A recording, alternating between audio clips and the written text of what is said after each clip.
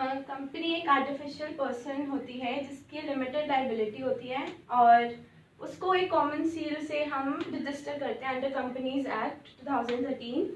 वो ज़रूरी नहीं है कि वो रजिस्टर्ड हो या ना हो और उसकी एक परपेचुअल एग्जिस्टेंस होती है, मतलब ये किसी भी शेयर होल्डर के पार्ट की डेथ वगैरह से बिल्कुल भी अफेक्ट नहीं होता है। और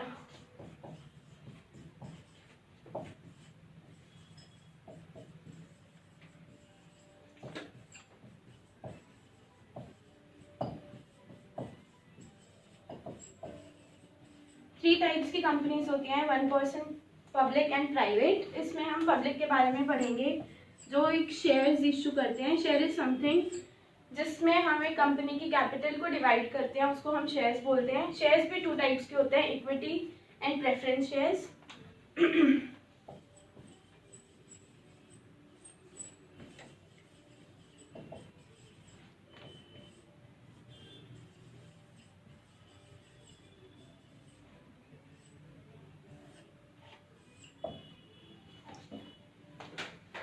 प्रेफरेंस शेयर्स को शेयर होल्डर्स में सबसे ज़्यादा प्रेफरेंस दी जाती है, इसलिए उनको हम प्रेफरेंस शेयर्स बोलते हैं। They have the right to convert into equity, क्योंकि इन इक्विटी के भी कुछ ऐसे बेनिफिट्स होते हैं जो हम प्रेफरेंस को नहीं दे सकते, बट प्रेफरेंस शेयर होल्डर्स की ज़्यादा वैल्यू होती है और उनको ज़्यादा एडवांटेजेस दिए जाते हैं। प्रेफरेंस शेयर होल्डर्स को भी हम आगे डिवाइड करते हैं with reference to dividend, with reference to redemption, with reference to participation और विद रेफरेंस टू कन्वर्टिबिलिटी।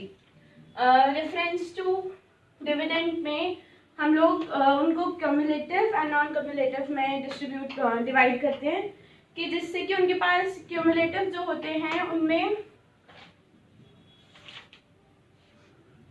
उनके पास राइट टू रिसीव होता है एरियर्स, जैसे कि एक ईयर के हमारे पास कुछ डिविडेंड गिवन है, बट उनकी प्रेफरेंस शेयर की एक फिक्स्ड परसेंटेज होती है जिसमें उनको हम लोग डिविडेंड डिस्ट्रीब्यूट करते हैं और उसके बाद जो बचा होता है उसके बाद हम इक्विटी शेयर होल्डर्स में वो डिविडेंड को डिस्ट्रीब्यूट करते हैं। बट अगर दोनों में डिस्ट्रीब्यूट करने के बाद भी हमारे पास डिविडेंड बचता है तो फिर वो हम प्रेफरेंस शेयर होल्डर्स में फिर से डिवाइड कर देते हैं।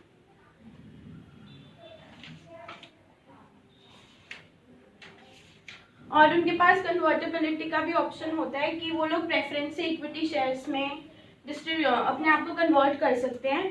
बट जैसे कि प्रेफरेंस शेयर होल्डर्स को हम लोग ज़्यादा एडवांटेजेस होते हैं, बट इक्विटी के केस में ये होता है कि उनकी एक फिक्स परसेंटेज है तो उनको उतना ही मिलेगा। अगर फॉर एग्जांपल एक ईयर का प्रॉफिट ज़्यादा है, उनको फिक्स्ड इसके मिलने के बाद इक्विटीज वालों को कुछ ज़्यादा प्रॉफिट डिस्ट्रीब्यूट हो सकता है।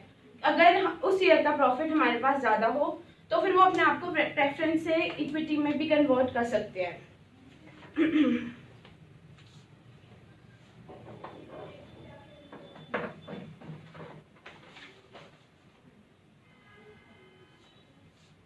सर जर्नल्स पे या पहले जर्नल्स करो स्टार्ट।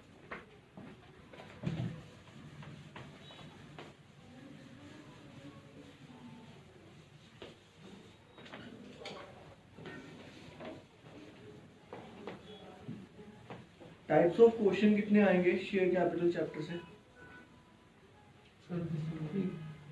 कौन कौन से?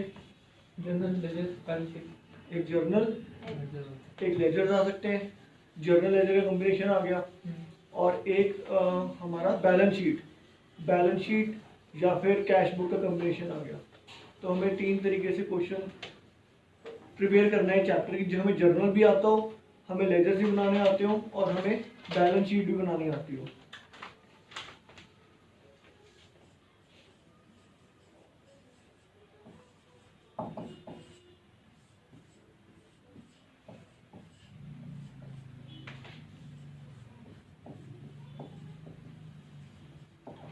एक शेयर के प्राइस को इंस्टॉलमेंट में कन्वर्ट कर रहे हैं। yes.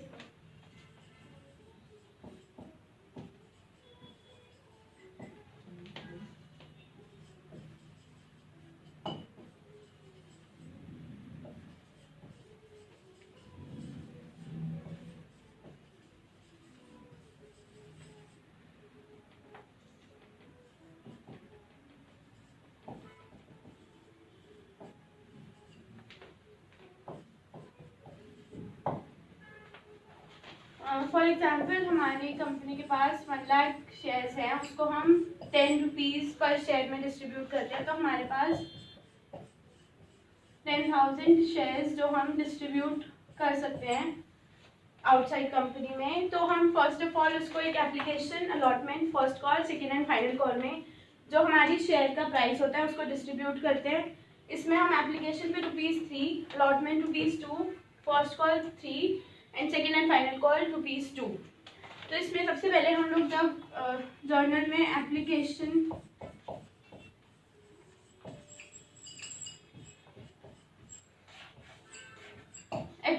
मनी हम लोग रिसीव करते हैं, फिर हम उसको शेयर कैपिटल में ट्रांसफर करते हैं। तो उसकी फर्स्ट जर्नल एंट्री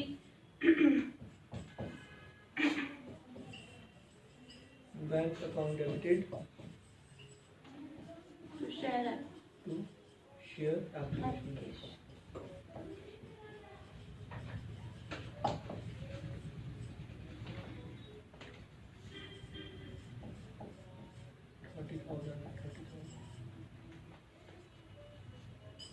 इसमें bank application money received and इसके बाद हमें एप्लीकेशन मनी इधर रिसीव करते हैं उसको हम शेयर कैपिटल में ट्रांसफर करते हैं। Share application to share capital. Share capital जो है वो एक लायबिलिटी का लेजर है। बेसिकली हम कर क्या रहे हैं, हम जैसे जैसे बैंक में पैसा आता जाएगा, फर्स्ट कॉल एप्लीकेशन का, अलॉटमेंट का, फर्स्ट कॉल और सेकंड कॉल का, उसको हम शेयर कैपिटल के लेजर में ट्रांसफर करते जाएंगे। वैसे वैसे हमारी लायबिलिटी इंक्रीज होती जाएगी।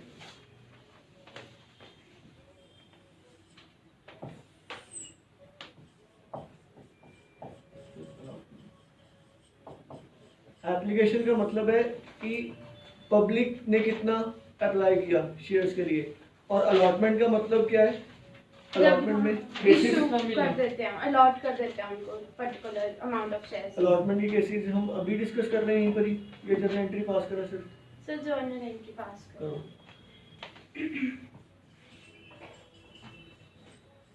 Bank account debited to equity share allotment and equity share allotment account debited to due की एंट्री नहीं है वाली। कौन सी ड्यू की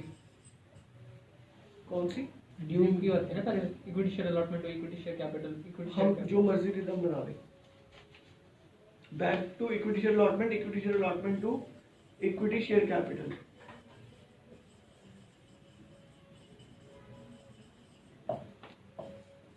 to equity share capital.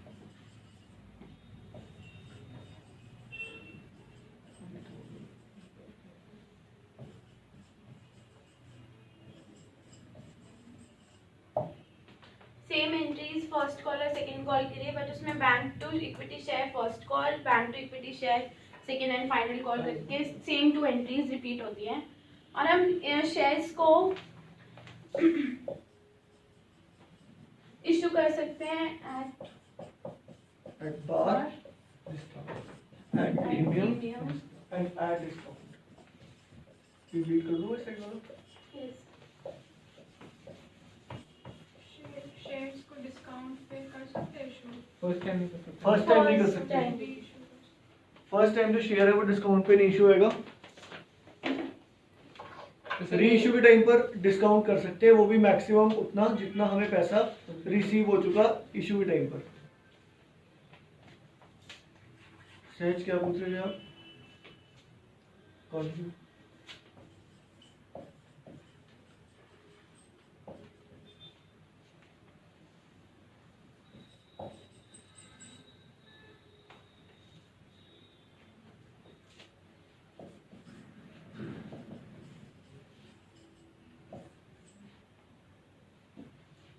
At part 10,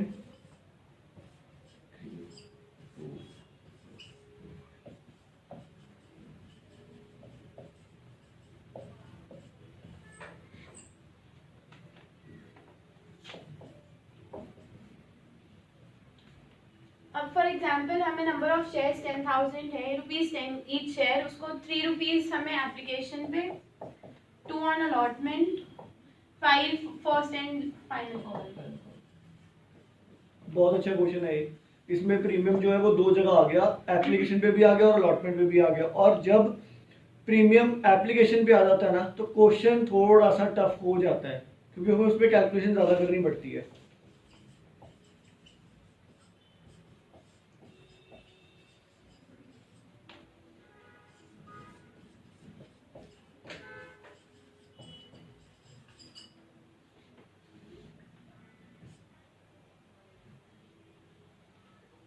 bank to share application and share application to equity share capital to security premium. Security premium share capital.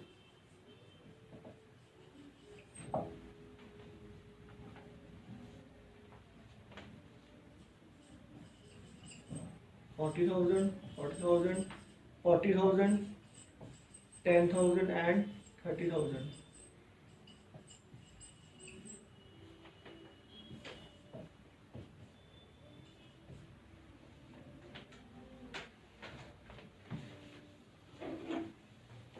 चलो लिखो आपको बात है।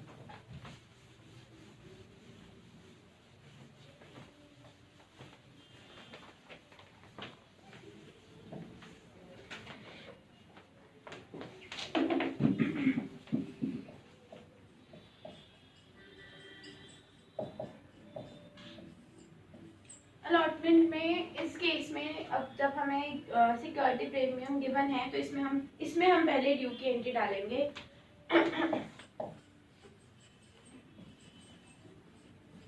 Share allotment to share capital to security premium. से पहले तो उसकी entry जाएगी ना किसी को जाता है। ड्यू की, मतलब अगर डिवाइड करके करते हैं। अच्छा ठीक है।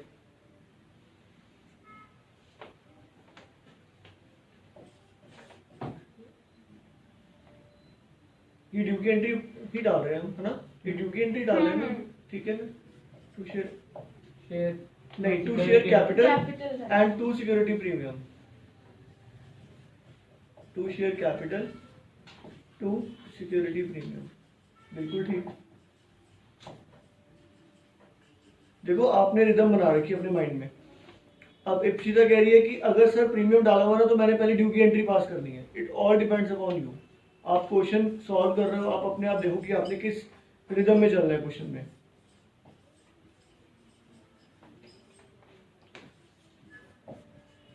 Bank to share allotment.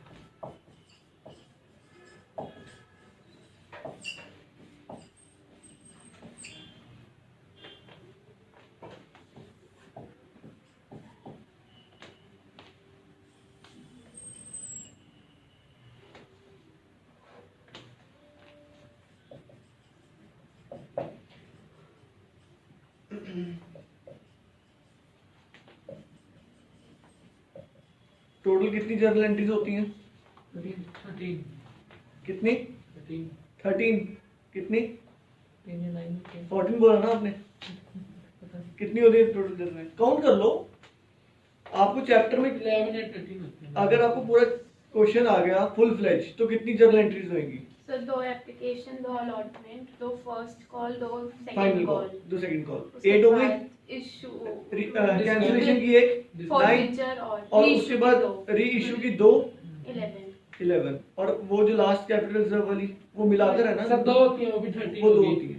तो री इशू की 2 एंट्रीज होती है, एक तो बैंक वाली और एक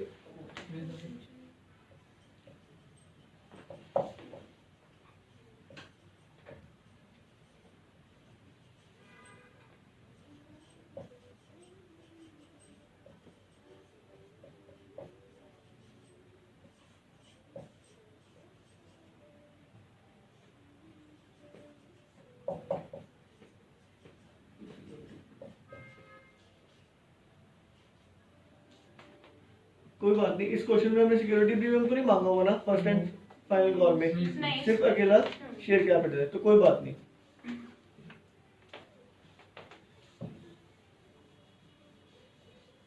share allotment to share capital to security premium, bank to share share first and final call. बस इसकी नेक्स्ट एंट्री क्या आ जाएगी? Bank to share first and final call. Bank to share first and final call. ये सारी हमारी issue की entries हैं।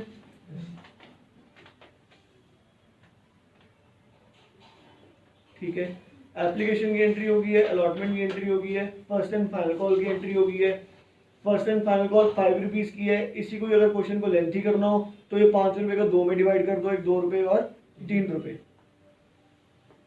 करते हैं। हाँ जी।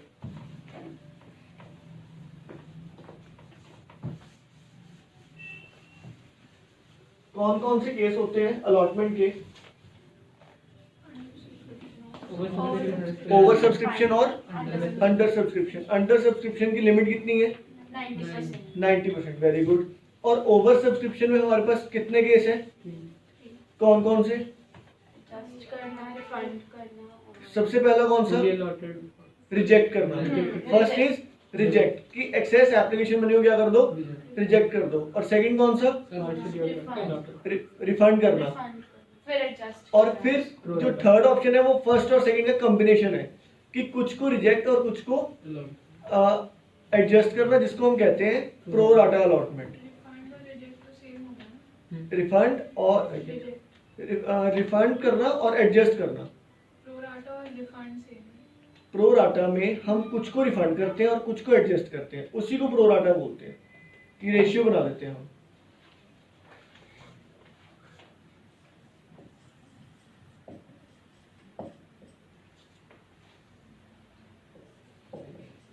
कॉल इन एरियर्स कर रहे हैं हम।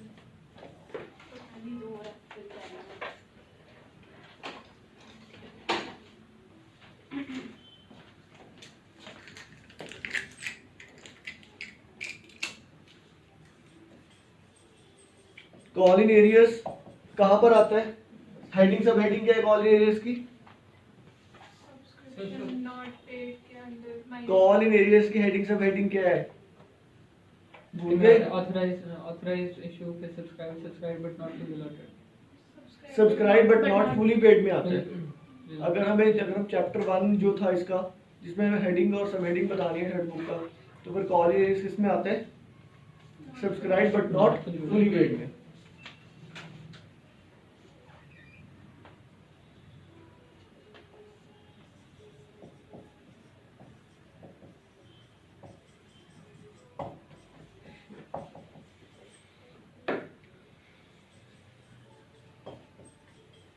एप्लीकेशन पे कॉल इन एरियर्स हो सकता है? नहीं। बट सर नहीं। अलॉटमेंट पे मैंने मैम से पूछा तो उन्होंने कहा था कि लिख सकते हो अलॉटमेंट पे अगर होगा। वो क्वेश्चन की डिमांड, अगर क्वेश्चन कह रहा है कि आपने कॉल इन एरियर्स और कॉल इन एडवांस के लेजर्स बनाने हैं तो आप अलॉटमेंट पे कॉल इन एरियर्स लिखते हो। बट बाय डिफॉल्ट सोचने वाली बात यह है कि एप्लीकेशन पे कभी भी कॉल इन एरियर तो हो ही नहीं सकता। अलॉटमेंट पे कॉल इन एरियर कब यूज कर लेते हैं हम? जब क्वेश्चन की डिमांड है। अदरवाइज कॉल इन एरियर होता कब है? फर्स्ट कॉल और सेकंड कॉल पर होता है। एप्लीकेशन के साथ हमने प्रीमियम मांगा है, ठीक है, और रिफंड करना है, और सब्सक्रिप्शन हो गई, तो प्रीमियम तो वापस नहीं करेंगे ना? प्रीमियम हम वापस नहीं करते।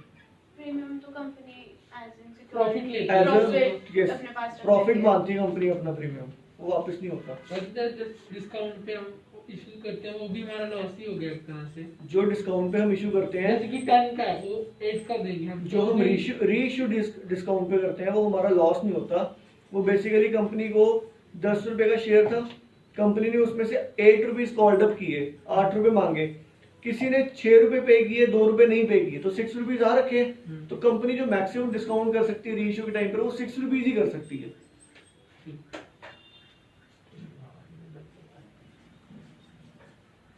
और कुछ कॉल इन एरियर से रिलेटेड?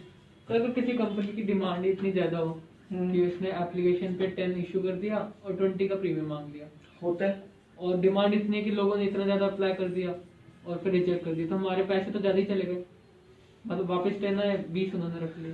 देखो ऐसे तो फिर कोई भी केस हम एज्यूम करते रहे। हो सकता है ऐसे होता है कि इतना प्रीमियम मांग लेते हैं एप्लीकेशन। प्रैक्टिकली तो मे भी ऐसा नहीं होता होगा, क्योंकि शेयर का प्राइस जो है वो इंक्रीज डिक्रीज होता रहता है मार्केट में, और वो भी जो इंक्रीज डिक्रीज होता है वो कुछ शेयर्स का पैसा जो अमाउंट है वो पैसों में इंक्रीज डिक्रीज होता है, कुछ का रुपीज में इंक्रीज डिक्रीज होता है। तो जो मार्केट में रिसर्चर्स बैठे हुए हैं उनको सब आइडिया होता है इस चीज़ का कि कौन सा शेयर आने वाले टाइम में इंक्रीज हो सकता है या डिक्रीज हो सकता है। वो उस हिसाब से अपनी इन्वेस्टमेंट को, जैसे हम बैंक में जाते हैं, जब हम कोई इन्वेस्टमेंट करते हैं तो वो बैंक पूछता है, SIP करवाते हैं कि सर आप जो SIP ओपन करवाना चाहते हैं वो इक्विटी में करेंगे या फिर इक्विटी और डिबेंचर के कॉम्बिनेशन में करेंगे। अगर आपने लॉन्ग टर्म करनी है तो इक्विटी एंड डिबेंचर से कॉम्बिनेशन बनाओ, उसमें रिटर्न फिक्स भी होती है और ज़्यादा भी होती है। बट अगर आप इक्विटी में करते हो शॉर्ट टर्म के लिए इन्वेस्टमेंट, उसमें थोड़ा सा रिस्क रहता है कि पैसे उतने प्रिंसिपल से भी कम हो सकते हैं, क्योंकि डिबेंचर्स में फिक्स अमाउंट मिलता है। इसलिए वो ये चीज़ सोचते हैं कि अगर आपने इन्वेस्टमेंट 1 साल की कर दी तो डिबेंचर्स में अगर वो इन्वेस्ट करेंगे तो 1 साल का इंटरेस्ट तो आपको मिलेगा ना, उसके ऊपर सरप्लस मिल सकता है। इस क्वेश्चन में शेयर अलॉटमेंट पे हमें कॉलन एरियर्स गिवन था, तो इसमें हमने 18,000 डाला। इन बैंक अलॉटमेंट 20,000 मनी थी, उसमें कॉलन एरियर्स 22,000 का हो गया एंड बैंक में 18,000। हम कॉलन एरियर्स को इसीलिए डेबिट करते हैं क्योंकि कंपनी वो अपना एक एसेट मानती है कि जिस बंदे ने हमें अभी पैसे नहीं दिए वो शायद हमें पैसे इन फ्यूचर रीपे तो कर दे। कॉलन एरियर्स जो था वो अगर मैं उसकी बात करूं बैलेंस शीट में, तो करंट एसेट्स में कहाँ पर आता है? अदर करंट एसेट्स में। करंट एसेट्स में अदर करंट एसेट्स, तो ऐसे याद रहना चाहिए आपको।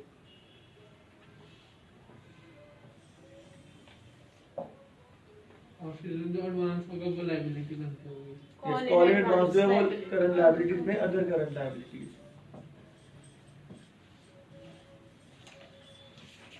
शेयर्स दो तरीके से इशू हो सकते हैं, कौन कौन सा तरीका है वो? In cash, other than cash. Yes. और अदर देन कैश में हम एसेट या सामने वाले पर्सन के बिजनेस को परचेज कर सकते हैं या फिर उसका कुछ पार्ट परचेज। बिल्कुल ठीक।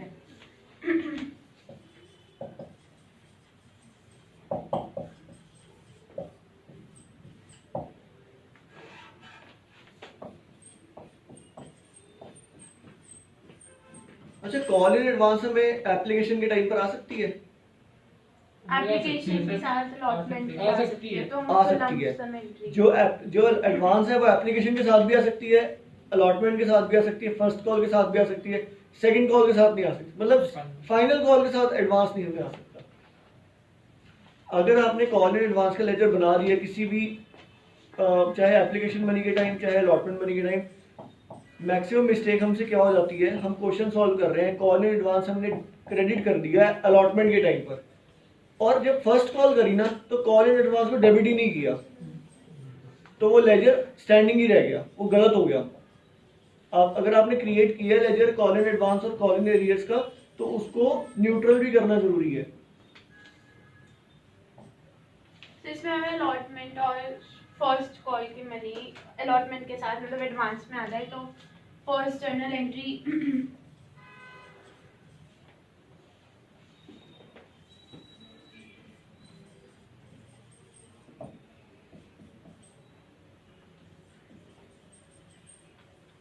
हमने बैलेंस शीट वाले क्वेश्चन में कॉल इन एडवांस कहीं पर शो किया था? नोट्स टू अकाउंट्स में, नोट्स टू अकाउंट में कॉल इन एडवांस शो किया था हमने? नहीं, सिर्फ एक ही जगह शो होता है, करंट लायबिलिटीज में other current liabilities.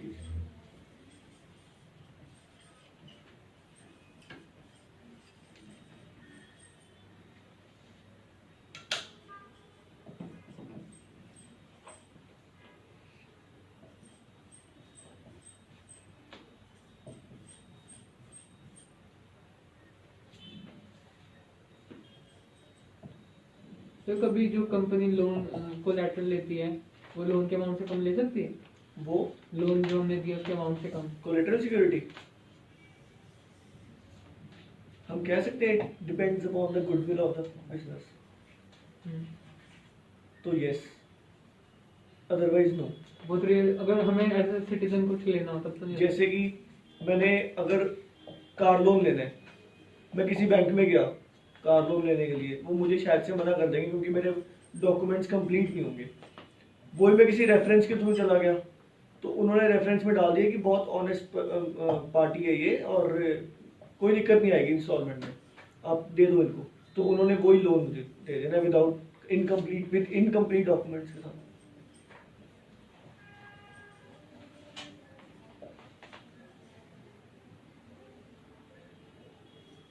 Call in advance credit होगा। सर इधर क्रेडिट करा ना तो अच्छा, हमारे पास ओके, आया, ओके। फिर उसको नील करने के लिए ठीक है, यस, ये and चीज final ध्यान रखनी call है में हमने, debit वेरी गुड, करा। कि हमने कॉल इन एडवांस अगर एक कॉल में क्रेडिट कर दिया तो हमने जब वो जशन कॉल करेंगे हम फर्स्ट कॉल, तो उसको कॉल इन एडवांस को डेबिट भी कर देना है ताकि वो अकाउंट जो है वो नेल हो जाए। तो 2 साइड एंट्री होती है उनके लिए। यस,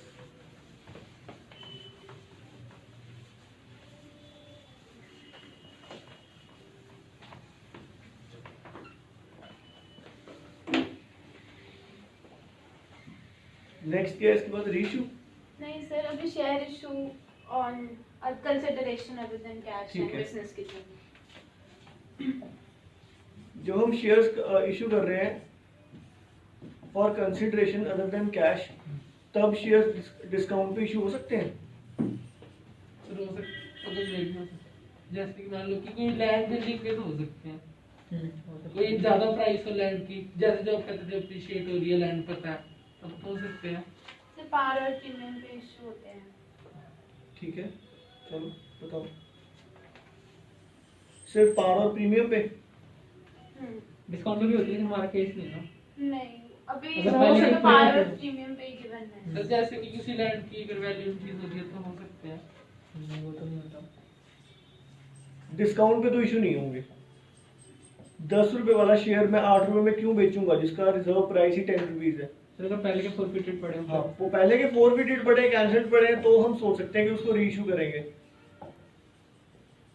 या फिर एक और केस, अगर हमारे पास सिक्योरिटी प्रीमियम रिजर्व में कुछ पैसा पड़ा हुआ है या कोई रिजर्व में पैसा पड़ा हुआ है,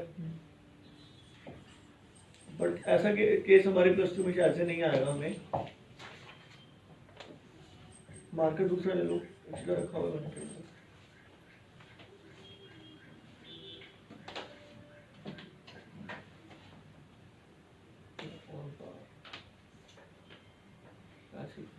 एबीसी एबीसी लिमिटेड से हमने इतने एसेट्स को परचेज किया और उसके बदले शेयर्स दिए ₹10 पर शेयर पे।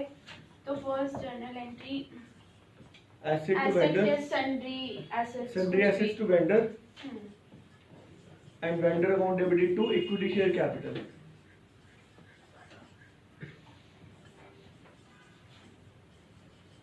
Vendor to equity share capital. इसी को अगर हम यहीं पर ही इन्हीं जर्नल एंट्रीज में समझें तो प्रीमियम पे हम क्या करेंगे? अगर सपोज आ जाएगा ना हमारा। यस, और अगर शेयर प्राइस 10 रुपीज है, प्रीमियम के साथ मिलाकर शेयर प्राइस जो है वो 12 रुपये हो गया, तो कैसे करेंगे जशन?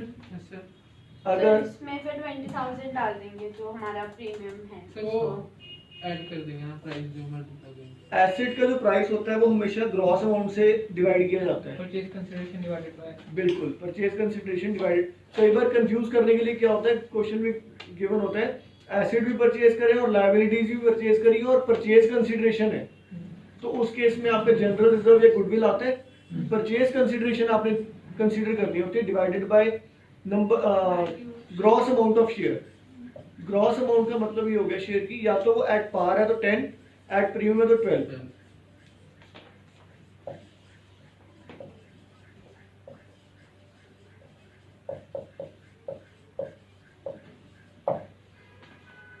अगर हमने बिजनेस परचेज की, सेकंड केस कर रहे हैं हम, ये सब ठीक है।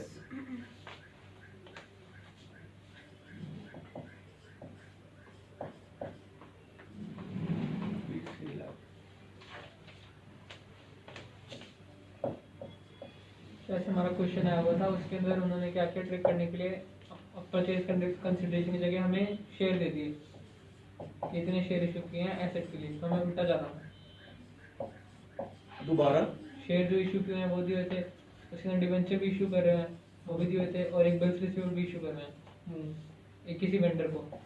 हमें वेंडर का कंसिडरेशन तो ऐसे निकाल दिया उल्टा जाके, फिर वहां से हमें एसेट निकालने थे कितने। अच्छा, बैलेंस शीट बनाकर नहीं, जैसे हमें दे दिया कि हमने इशू किए 50,000 शेयर, 50,000 शेयर इशू करें, ठीक है। और फिर हमें नीचे वो भी दे दिया, कैपिटल भी दे दिया, वो शेयर का अमाउंट भी दे दिया और ठीक है। प्रीमियम भी दे दिया। ठीक है। अब हम तो वो करते हैं अच्छा, ना, नहीं ओके। वो निकालने लग जाते हैं, लेकिन जो पहले के एसेट शेयर दिए हुए हैं हमें सीधा वो निकालना है। रिवर्स जाना मतलब calculation. A purchase business from XYZ Limited, उसमें 3 लाख शेयर्स ₹10 each, और एक कंपनी का जो उन्होंने परचेज किया Purchase एसेट्स, किया। Plant and machinery 70,000, land and building 1,20,000, stock 90, creditors 20,000। तो सबसे पहले हम जो जर्नल एंट्री लिखेंगे ना, नए शॉर्ट फॉर्म में ठीक है। Plant and machinery, plant and machinery account debited, land and building account debited, बिल्कुल। स्टॉक डेबिटेड, और 2 तो क्रेडिटर्स। क्रेडिटर्स,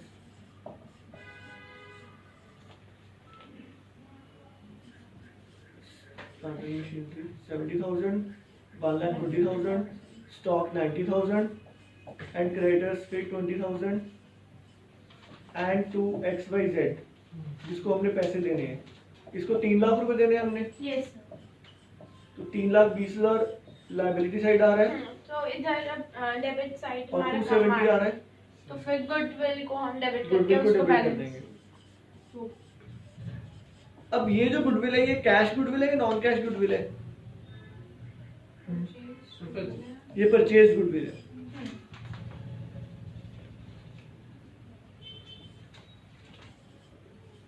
बैलेंसिंग फिगर,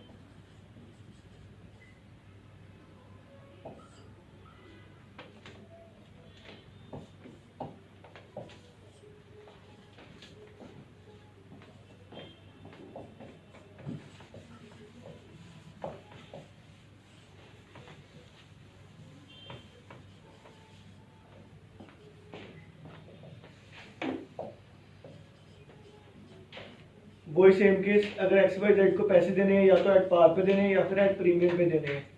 जो 1 मार्क में क्वेश्चन आ सकता है वो परचेज कंसिडरेशन की जर्नल एंट्री आ सकती है।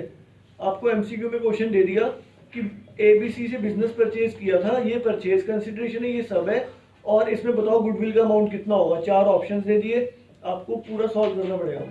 अब MCQ का क्वेश्चन अगर लेंथी हो रहा है तो इट मीन्स कि पेपर लेंथी बनाया उन्होंने, तो आपको कैलकुलेशन जो है फास्ट होनी चाहिए।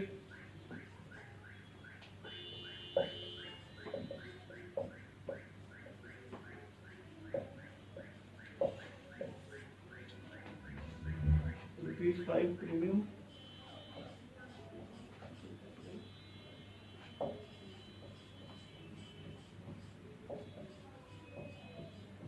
परचेज कंसिडरेशन कम होगी तो वो कैपिटल रिजर्व।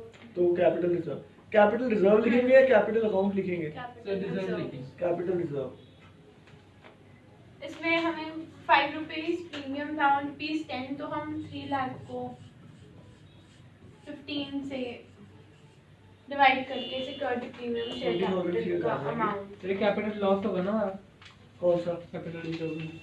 कैपिटल रिजर्व में कैपिटल लॉस, कैपिटल रिजर्व आपका लायबिलिटी साइड पड़ा रह जाएगा, ठीक है, और उसको राइट ऑफ कर देंगे किसी न किसी टाइम पर जब कोई और रिजर्व क्रिएट होगा। तो जो प्रॉफिट जो हमारा उस पे फोरफिटेड से बनता है उसके साथ कर हाँ, सकते हैं। उसके साथ बिल्कुल कैपिटल रिजर्व दिखाते हैं ना बैलेंस शीट में, बिल्कुल दिखाते हैं। Reserve and source. अच्छा, एक और चीज थी, हमने जो बैलेंस शीट वाले क्वेश्चन किए थे शेयर कैपिटल के, तो अब आपने क्या डिसाइड किया है? सिक्योरिटी प्रीमियम दिखाना है नोट्स टू अकाउंट्स में या नहीं? सिक्योरिटी प्रीमियम तो दिखाना है। कुछ इलस्ट्रेशंस में दिखा रखा था, कुछ इलस्ट्रेशंस में नहीं दिखा रखा था। सिक्योरिटी प्रीमियम फिर वापस जाकर नीचे लिखनी है general reserve, reserve and surplus, sir reserve and reserve and surplus.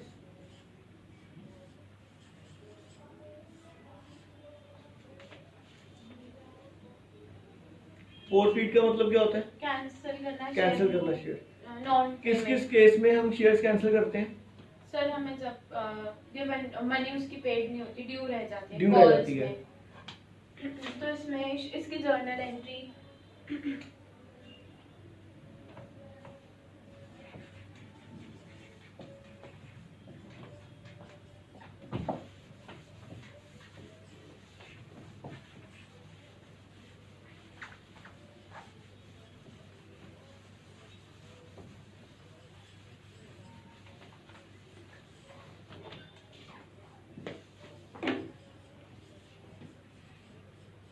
Four feature की एंट्री तो इजी है। सिक्योरिटी पे प्रीमियम रिजर्व कितना अमाउंट डेबिट करना होता है? जितना एक्चुअली रिसीव्ड हुआ है या रिसीव नहीं हुआ। अगर हम कैंसिल कर रहे हैं शेयर्स को, उस टाइम पर हम सिक्योरिटी प्रीमियम को ना डेबिट भी करते हैं। कौन सा अमाउंट डेबिट करते हैं? रिसीव हुआ है वो करेंगे, जो नहीं हुआ। जो नहीं हुआ, कॉल्ड अप अमाउंट होता है। यस, से credit करते हैं। मतलब सिक्योरिटी प्रीमियम रिजर्व डेबिट उतना अमाउंट होता है जो रिसीव नहीं हुआ। सिर्फ प्रीमियम का रिसीव। हाँ, सर इसमें कभी कभी हमें कॉल इन एरियर्स को भी मेंटेन करने को करना। कहते हैं, तो उसमें हम शेयर अलॉटमेंट की जगह कॉल इन एरियर्स को क्रेडिट करते बड़ा हैं। इंपॉर्टेंट पॉइंट है ये। अगर हमने शेयर इश्यू के टाइम पर call in arrears word use किया हुआ है, तो यहाँ पर भी हमने क्या वर्ड यूज करना है? Call in arrears word use करना है। ठीक है, ये हमारी फोर्थ फीचर की एंट्री होगी।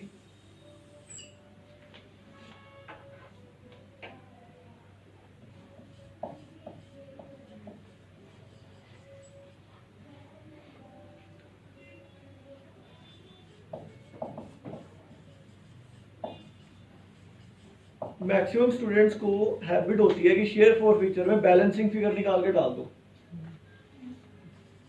तो जब बैलेंसिंग फिगर निकालकर आप आंसर निकालते हो तो उसमें 50-50 चांस होता है कि आपका आंसर ठीक होगा या नहीं होगा। इसलिए मैथमेटिकल कैलकुलेशन कर लिया करो। शेयर फॉर फीचर में वो वाला पैसा आता है जो एक्चुअली हमें रिसीव हो चुका, तो आप वैसे ही कैलकुलेट कर लो उसको डायरेक्टली कि इतने शेयर से उसके ऊपर उसने एप्लीकेशन अलॉटमेंट पे करी है, इतना पैसा नहीं पे किया। और प्रीमियम वाला अलग रखना है पैसा। अगर किसी ने किसी के शेयर्स कैंसिल हो गए हैं और उसने प्रीमियम पे कर रखा है, तो शेयर फॉर फीचर में वो प्रीमियम अमाउंट इंक्लूड नहीं होता, या होता है? नहीं होता है। इसलिए होता है क्योंकि शेयर सिक्योरिटी प्रीमियम को डेबिट किया होता है हमने, अगर पे नहीं किया हुआ तो फिर तो ग्रॉस अमाउंट आता है शेयर फॉर फीचर में। जैसे शेयर फॉर फीचर में तो कभी प्रीमियम का अमाउंट आता नहीं ना। शेयर फॉर फीचर में हाँ वैसे नहीं आता प्रीमियम का अमाउंट। नहीं, अगर नहीं आया तो अलॉटमेंट या कॉल में जाएगा ना वो amount। अलॉटमेंट या कॉल में, बिल्कुल। मतलब अलॉटमेंट जो है वो ग्रॉस अमाउंट से हम क्रेडिट कर देते हैं, प्रीमियम को इंक्लूड करके। लेकिन सर जो शेयर फॉर फीचर में अमाउंट आएगा, अगर उसमें ओवर सब्सक्रिप्शन है तो उसमें एप्लीकेशन पे तो इंक्रीज शेयर्स पे आएगा ना, मतलब एप्लीकेशन का अलग फिर अलॉटमेंट का, अगर ओवर सब्सक्रिप्शन का केस। अगर ओवर सब्सक्रिप्शन का केस है तो किसी ने एप्लीकेशन मनी तो ज़्यादा डिपॉजिट करवाई होगी, ठीक है, जिसके हम शेयर्स कैंसिल कर रहे हैं, और वो पैसा हमने ट्रांसफर किया होगा उसको अलॉटमेंट पे। अब उसने अलॉटमेंट मनी डिपॉजिट नहीं करवाई, आपको ये तो पता चल गया ना कि उसने एग्जैक्ट पैसे कितने डिपॉजिट करवाए, तो उतने ही पैसों को आप शेयर फॉर फीचर में डाल दो, बस एग्जैक्ट वही अमाउंट जो आया हुआ है। अब 1000 shares for non payment of first call पे हमने शेयर को फोरशीट करना था। अब जब हमें कॉल इन एरियर्स क्वेश्चन में गिवन है कि हमने मेंटेन करना है, तो उसमें हम शेयर फर्स्ट कॉल की जगह टू कॉल इन एरियर्स को क्रेडिट करते हैं। बट अगर हमें नहीं गिवन कि हमने मेंटेन करना है या हमने क्रिएट करना है, तो हम उसमें जो इक्विटी शेयर फर्स्ट कॉल को ही क्रेडिट करेंगे। और ये केस था एट पार पे जब हम लोग फोरफीचर करते हैं। अब प्रीमियम पे हमें उसी जर्नल एंट्री में क्या कर देना है, सिक्योरिटी प्रीमियम को प्रीमियम ऐड। डेबिट कर देना है बस। और उसमें कौन सा अमाउंट डालना है जो एक्चुअली हमें रिसीव नहीं हुआ होगा। क्यों? क्योंकि सोचते हैं एक बार, अलॉटमेंट के टाइम पर हमने एक जर्नल एंट्री पास करी थी। जब भी प्रीमियम, जिस कॉल में प्रीमियम था ना, हमने एक जर्नल एंट्री पास करी थी ड्यू के टाइम पर टू सिक्योरिटी प्रीमियम। अब वो पैसा तो एक्चुअली में आया ही नहीं बैंक में, तो वही अमाउंट हम यहाँ पे डेबिट करके उस सिक्योरिटी प्रीमियम अकाउंट को क्या कर देंगे, उतने अमाउंट से न्यूट्रल कर देंगे। ठीक है,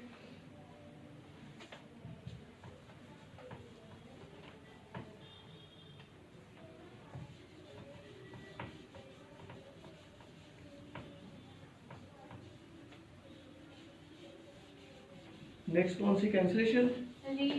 कैंसिल अच्छा रीइश्यू, ठीक है। बस उसी साइड कर लो, ये बाद में डिलीट कर लेंगे। रीइश्यू की 2 एंट्रीज होती है।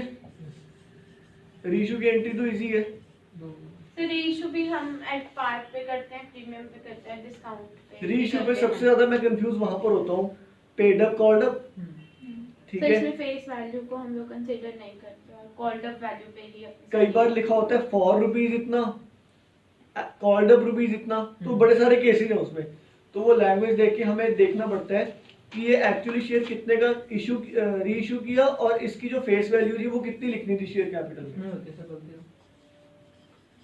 जनरली फॉर के साथ जो अमाउंट गिवन होता है वो बैंक में आता है। फोर फीचर बैलेंस शीट में कहाँ पे आता है? दो जगह जाता है। फोर फीचर बैलेंस शीट में कहाँ पे आता है? फोर फीचर का जितने forfeited फोर फीचर का पैसा तो हम ट्रांसफर ही कर देते हैं कैपिटल रिजर्व में, तो बैलेंस शीट में कैसे दो जगह आएगा? जाता है ना सर, एक इशू नहीं हुआ वापस, री इशू नहीं हुआ, जैसे हमने 100 शेयर्स फॉरफिट किए, फोर कैंसिल किए, उसमें से 80 री इशू कर दिए, ठीक जो है। 20 वाला अमाउंट है वो शेयर कैपिटल में चला जाता है।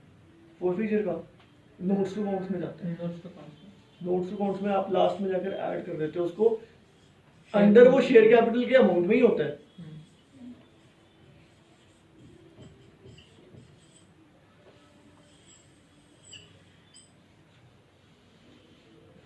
कॉल्ड अप का मतलब क्या है जशन? सर इसमें मांगे भाई, इतने मांगे,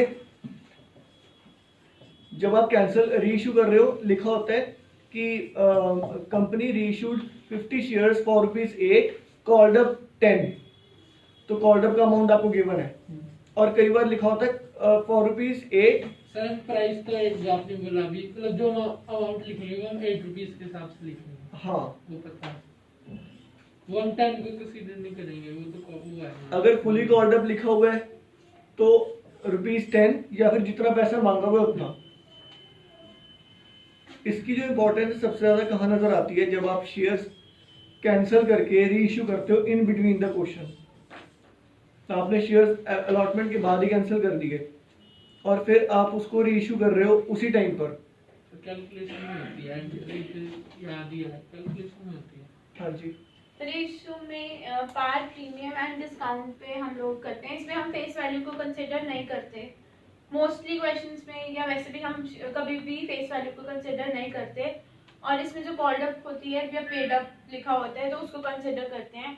इस क्वेश्चन में एज इन पार्ट 70 हमारा कॉल्ड अप था, 70 पे ही हमने उसको रीइश्यू करा, प्रीमियम में हमने 80 पे करा, डिस्काउंट में 60 पे। जब हम पार्ट पे करते हैं तो रीइश्यू की 2 जर्नल एंट्रीज होती हैं, बैंक टू शेयर कैपिटल और share forfeiture to capital reserve. वो जितना अमाउंट होता है उस शेयर का और एक बड़ा अच्छा क्वेश्चन मेरे माइंड में आ गया। हमने शायद से जब चैप्टर किया था ना, एक ही क्वेश्चन था ऐसा, शायद से अगर आपको आया हो। सपोज करना कि कंपनी ने शेयर्स इशू करे थे और ₹2 एप्लीकेशन मनी किया है, बस ₹2 एप्लीकेशन मनी किया है। उसके बाद वही शेयर जब री इशू किए तो मैक्सिमम डिस्काउंट कितना है? 2। बट कंपनी ने वो शेयर जो था ₹6 में री इशू करा, तो अब बताओ प्रीमियम पे उसने करा ₹4 प्रीमियम लेगा ना। अब बताओ री इशू के टाइम पर आप क्या करोगे? री इशू के टाइम पर आप बैंक अकाउंट को डेबिट कर दोगे, शेयर कैपिटल शेयर फॉरफीचर को कितने रुपए से डेबिट करोगे? 2। क्यों ₹2 से? क्योंकि पहले उसमें कैंसिलेशन टाइम में ₹2 गए हुए हैं और बाकी ₹2 किसके साथ डेबिट करोगे? डिस्काउंट के साथ डेबिट करोगे। ऐसा क्वेश्चन आया था? नहीं आया? तो ऐसा क्वेश्चन है, अगर टीएस गरेवाल में नहीं आया तो फाइनल टच में आने वाला है। मैं दोबारा रिपीट कर रहा हूँ, क्या कि शेयर्स हमने इशू करे हैं जितने भी मांगे, एप्लीकेशन मनी के ₹2 आए, उसके बाद बात खत्म, कैंसिल किए, ₹2 शेयर फॉरफीचर में क्रेडिट गए, फिर री इशू करें ₹1 कम और पे, तो हमने वो पैसा कहाँ पर डालना है? डिस्काउंट पे। तो माइंड में सहज के क्वेश्चन ये आ रहा है कि सर ऐसा तो था ही नहीं, कंसेप्ट ही नहीं था। डिस्काउंट की एंट्री हमने वो अगर ये डिस्काउंट दे सकते हैं अगर सिक्योरिटी प्रीमियम रिजर्व का पैसा पड़ा हुआ है तो, अगर सिक्योरिटी प्रीमियम रिजर्व का पैसा कंपनी के पास पड़ा हुआ है तो कंपनी ओवरऑल केस को देखेगी ना, कंपनी सिर्फ उन्हीं शेयर्स के प्रॉफिट को थोड़ी देखेगी। कंपनी का पड़ा हुआ सर ₹1 का दे ही सकते हैं, वैसे भी ₹2। क्या केस क्या एप्लीकेशन पे एप्लीकेशन ₹2 की थी, ₹2 मांगे, ₹2 आ गए, बाकी पैसे नहीं आए, कैंसिल कर दिए, शेयर फॉरफीचर कितना क्रेडिट हो जाएगा? ₹2। अब शेयर आपने री इशू कितने का कर सकते हो आप? मैक्सिमम ₹8 का, 6 में कर दिया री इशू, तो वो ₹2 और कहाँ डेबिट करोगे? डिस्काउंट डिस्काउंट में डेबिट करोगे। फिर ये डिस्काउंट राइट ऑफ होएगा किससे? सिक्योरिटी प्रीमियम रिजर्व से भी राइट ऑफ हो सकता है ना। सर जब हम री इशू करते हैं प्रीमियम पे तो हम क्रेडिट करते हैं सिक्योरिटी प्रीमियम को, और जब हम लोग एट डिस्काउंट पे करते हैं तो bank share forfeiture to share capital entry कुछ होती है। ठीक है, और बैंक में जो अमाउंट आता है वो जनरली फॉर के साथ वाला अमाउंट आता है, ठीक है। और इसमें जो लास्ट एंट्री है हमारी share forfeiture to capital reserve, इसका जो आंसर है अगर वो यूनिटरी मेथड से निकालना हो तो 70% स्टूडेंट का गलत हो जाता है, क्योंकि जब ना केसेस ऐसे गिवन होते हैं, जब वो प्रो राटा पे होती है तब यूटिलिटी मेथड से निकलता है, यूनिटरी मेथड से निकलता है। और एक और चीज, अगर दो शेयर होल्डर्स होते हैं और उन दो शेयर होल्डर्स के शेयर्स अलग अलग कैंसिल करते हैं ना जब हम, तो उस केस में शेयर फॉर फ्यूचर का अमाउंट जो है वो थोड़ा सा कैलकुलेट करके निकालना पड़ता है। तो ये चीजें हमने ध्यान रखनी है। हाँ जी, तो फिर एक केस आता है जिसमें हम लोग वो पूरे सारे के सारे शेयर्स हम लोग फोरफीट नहीं करते हाँ, कैंसिल किए 1000 और रीइश्यू करे 500 या 700, तो यूनिटरी मेथड लगा देते हैं। ठीक है, ये सारी जर्नल एंट्रीज होगी हमारी। 8 जर्नल एंट्रीज इशू की, 1 जर्नल एंट्री रीइश्यू की 9, और 2 जर्नल एंट्रीज 1 फॉर फीचर की एंड 2 रीइश्यू की। इसके बाद नेक्स्ट क्या है? तो जब पूरे नए फोरफीट करके रीइशू करते हैं। हम इसको बस 5 मिनट से वाइंड अप कर देंगे, क्लास ओवर होने वाली है। कोई शॉर्ट टॉपिक उठा लो या कुछ रिकॉल कर लो शेयर कैपिटल चैप्टर में, कोई केस ऐसा। बैलेंस शीट वाला पार्ट हम नेक्स्ट क्लास में कर लेंगे। तो इसमें बस एक क्वेश्चन आता था जिसमें हम फॉर्मूला से करते थे, share forfeited amount upon total share forfeited into reissue shares. जब हम लोग पूरे इशू, हाँ पूरे उसको नहीं करते। एग्जैक्टली। एक ना और भी क्वेश्चन था इसमें जिसमें हम अलग अलग शेयर की अलग अलग वो प्रॉफिट निकालते थे। वो सर जब रीइश्यू के रीइश्यू के टाइम पे 2 लोगों के रीइश्यू कर दिए। हाँ, और दो फिर लोगों एक के। के पूरा कर दिया और दूसरे के पार्ट में किया। यस, बिल्कुल ठीक। हमने 2 पार्टीज के शेयर कैंसिल करे हैं, एक के 1000 और एक के 500। 1500 में से 700 शेयर्स रीइश्यू कर दिए, जिसमें से 500 वाले सारे इंक्लूड कर लिए और 200 वाले इंक्लूड किए दूसरे में से। तो जो जिसके फुली हो गए उसका तो शेयर फॉरफीचर पूरा चला गया, बट जिसके पार्टली हो गए वो उसका यूनिटरी मेथड निकाल दिया। तो एक वो केस था। और शेयर कैपिटल में बस एक होता है सारे केसेस। उसमें बैलेंस शीट का एक क्वेश्चन। बैलेंस शीट का क्वेश्चन नहीं अभी करेंगे, और